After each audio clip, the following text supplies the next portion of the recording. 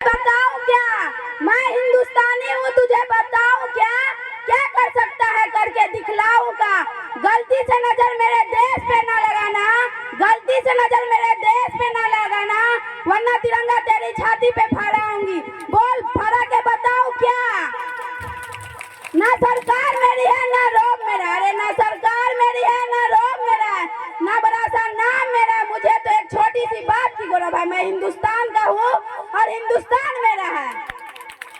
चलो फिर से आज वो नजारा याद कर ले, शहीदों के दिलों में थी जो ज्वाला याद कर ले, जिसमें बेकर आजादी पहुंची थी किनारे पे, देशभक्ति की खून की वो धारा याद कर ले। परम आदरणीय शिक्षक महोदय, आगंतुक सज्जनों व मेरे सहपाठियों, भाइयों बहनों, अपार हर्षोल्लास के साथ कहती हूँ कि इस 15 अगस्त के पावन अवसर पर मुझे भी कुछ कहने का मौका मिला है। मुझसे जो भी गलतियाँ होगी अपोध बालिका समझकर माफ करने का कृपा करेंगे। बड़े सौभाग्य की बात है कि हम सिर्फ इस तिरंगे झंडे के नीचे एकत्रित हुए।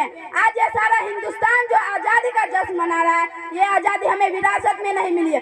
सदियों तक हमारी भारत माता गुलामी की जंजीरों में जकड़ी हुई आंसू बहा रही थी, दानवता की चक्की में मानवता पीसी जा रही थी। अंग्रेजों का अत्याचार दिन दुगुना रात चौगुना बढ़ते जा रहा था, अधर्म के पहले तले धर्म को कुचला जा रहा था। इतिहास साक्षी है कि जब कंस का अत्याचार बढ़ा तो कृष्ण का जन्म हुआ, और जब रावण का अत्याचार बढ़ा तो राम का जन्म हुआ।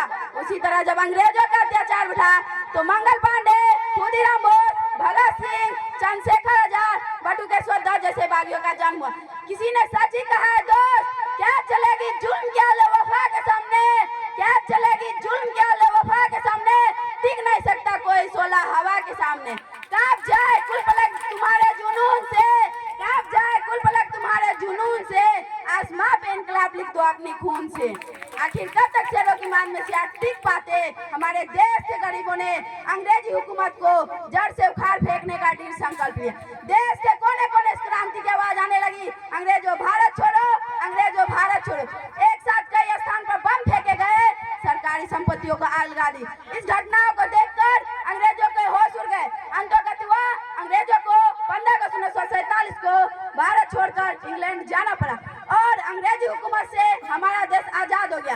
अंत में मैं अपनी वाणी को विराम देते हुए शपथ लेना चाहती हूँ कि मिट जाऊंगी रण में या मिटा दूंगी गद्दारों की हुकूमत, मिट जाऊंगी रण में या मिटा दूंगी गद्दारों की हुकूमत, मरते दम तक फिर भी यही कहूंगी, जय हिंद जय भारत।